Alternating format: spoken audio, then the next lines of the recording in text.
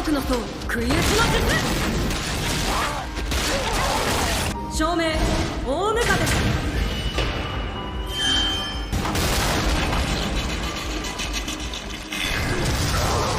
結界を張った。この中には呪いも届かないよ。呪印はどこにもなかったもの。自分では探せない場所もあるだろう。𝐿𝐴𝐻 the Tsundere, and that is what we discovered this specific episode. So Exorcist has been really, really good, and I've been really enjoying it quite a bit. And I think that something very clear was made evident, or something evident was made clear to me this episode. I think it was maybe last week, or maybe the week before. I think it was the week that Seika and 𝐿𝐴 got to school, right? Basically, 𝐿𝐴 made an advance at Seika. He kind of played dumb, not really knowing what it was, quote unquote. And his Shikigami, the little fox girl, had to tell him, like, hey, she just made a move on you, dude. And he really kind of played off and played dumb. Well, this episode specifically kind of really made it clear on he's not a complete idiot. He's a little bit more intentional. Still an idiot because, you can have somebody at a distance and still have fun. But regardless, he may not want to. He may not want to piss in the pool. You know what I mean? At least not his pool. So he made it evident because him and 𝐴𝐴 were talking, and 𝐴𝐴 kept pushing the agenda of, hey, the big bazonga girl, what's the deal with that kind of thing? And Seika keeps saying, like, oh no, she's like family, blah blah blah blah. And really he had an internal thought this episode of like, he's like, that's not really the case. It's just that I don't want to kind of give that level of myself to anybody based on the things that occurred to me, or the things that happened to me in my past life. So basically he got scarred so deeply that he doesn't even allow romantic things to occur to him, or at least for the moment he's very guarded by not wanting things to get to that level. Now the part of me is like, okay, absolutely yes. The other part is, well, he's grown up with this girl now. I don't know if he grew up with anybody in his past life, but he's grown up with this girl attached at the hip his whole life. So it's like, if you could get to that level with anybody, it would definitely be 𝐿𝐴, because she basically gave herself to him, and eventually I think 𝐴𝐴 will get there too, considering she was stripping in front of our boy Seika this episode too. So, I just thought that I wanted to talk about that because I think I might have harped on it, and I tend to do that quite often because anime tends to go down this route. Almost every anime goes down this sexual romantic route pretty frequently, and the reaction or in reaction of the MC is always a topic of contention for me.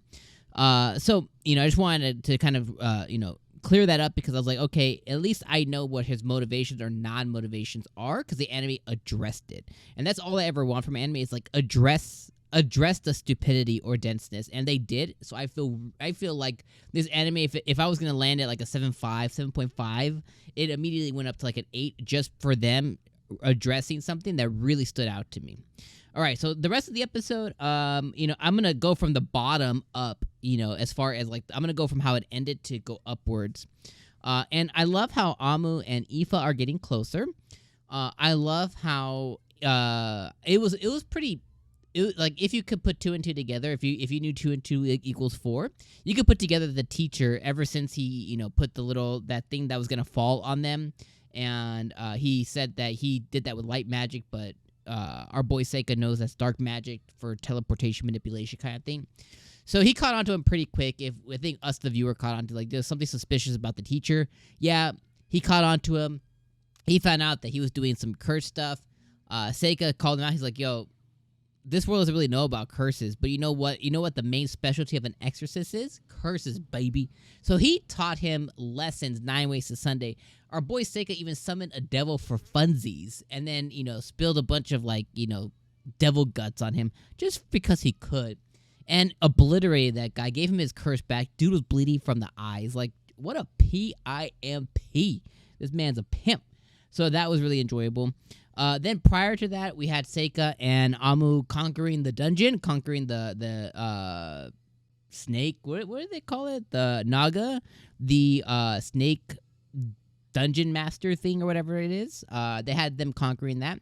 Seika was told by his Shikigami that, yeah, you could have just escaped, blah, blah, blah, blah, blah, but he decided that he wanted to push the agenda to give her experience and get them closer, which he succeeded, because at the end of it, Amu gave him a big old hug because she was so excited to share this experience with somebody. So I thought that was a really cool and touching moment for them. And I like how they were able to conquer that stuff. He was able to find a little ring that he gave to Aoife at the end. And then to talk about their time together, one of the things in the beginning of the episode that Seika mentioned was like, oh, I don't really know how to make friends. But I thought that he pulled it off quite well, getting, kind of manipulating the system, making sure that he was the one to go on the adventure with Amu. Talking to her a little bit about his history, about his familial stuff, how he's like the, he's the illegitimate son. And then on her side, her dad was an adventurer, her mom was a guild master guild person, whatever. And she talks about her upbringing, so that gets them a little bit closer. He talks about the curse. She declothed almost immediately. He searches her, so they've gotten, he's got a little bit of a show, so good for him.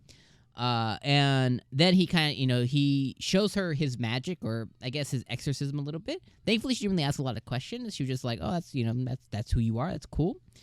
So I thought that brought them a lot closer overall.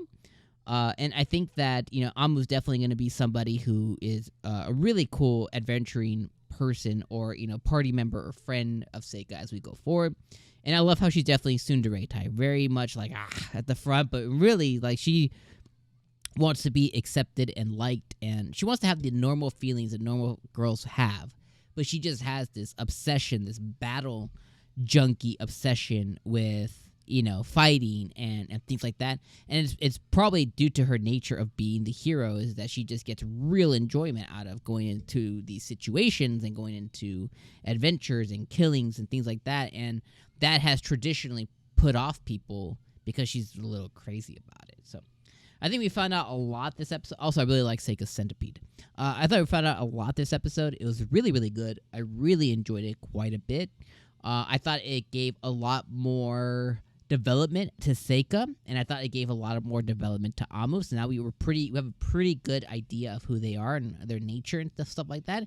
Even more so for our MC, and then now for our leading, second leading lady in Amu now, which is pretty cool too. So let me know what you guys thought of this episode down in the comments below. As always, I appreciate you guys being here. I'll see you guys next weekend, and enjoy the rest of what yours has left. And if you're watching this on a non-weekend day, then have a good week. Peace out.